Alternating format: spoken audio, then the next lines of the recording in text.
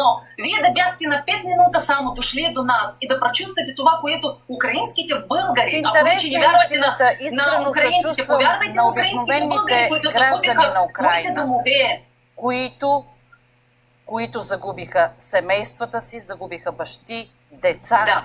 Искрено съжалявам. За мен това не трябваше да се допуска.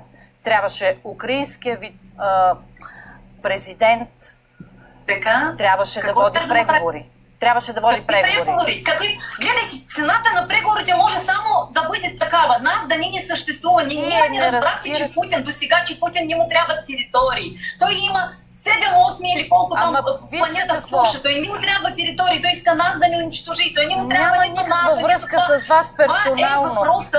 Въпросът е, че Украйна имаше намерение да направи натовска база, да бъде включена в НАТО. Вие забелязали ли сте на картата около Русия колко натовски бази има? Добре. Имало е такъв разговор, да няма причината там... Русия да ни напада, вие оправдавате сега руския... Ами политиката на вашите политики води натам. Вие сами не го осъзнавате, което е странно. Защо не осъзнавате? Нещо ние наред с вашите умове, ако вие защитавате агресора. Въздържайте се от такива квалификации, защото ако съм невъзпитана, каквато аз не съм, щях да ви дам също определение, че не са ви добре умовете там в Украйна. Бъдете умерена. Призовавам. Тук сме за да водим диалог. Аз съм възмутена, че вие не говорите за мир.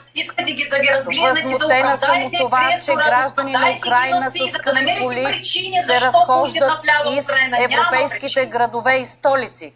Че украинските жени пазаруват в столични бутици на най-добри в Монако, в Милано. Вашите украински жени и мъже с скъпи автомобили са навсякъде. Никой от тях не се интересува от политиката на вашата държава. Вие как ще го обясните това нещо? Ние сме свидетели тук в България. Аз живея в София. Под пъти над път искам да попитам, вие какво завиждате ли на тях, че те си имат пари и харчат пари? Или не мога да разбера каква е въпрос и как оправдава това Путин? Обяснете ми как това оправдава Путин.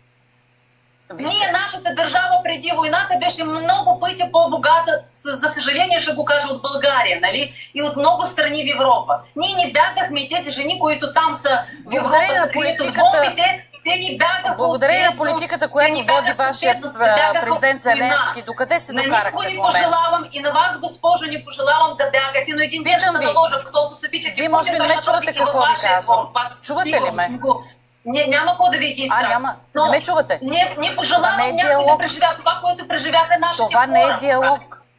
Вие, благодарение на политиката на вашия управляващ, благодарение на това, че изпълнява всичко, каквото му се каже от западните му партньори, докъде се докарахте? До колко богата държава сте в момента?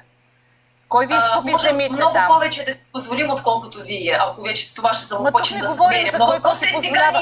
Тук става въпрос, че народа ви загина заради политиката, която води вашият президент. Кажете, обяснете ми, каква още вие ще намерите причина, защото всичко това, което вие привеждате като аргумент, не е аргумент. Аз искам да ви попитам, защо не излязахте да...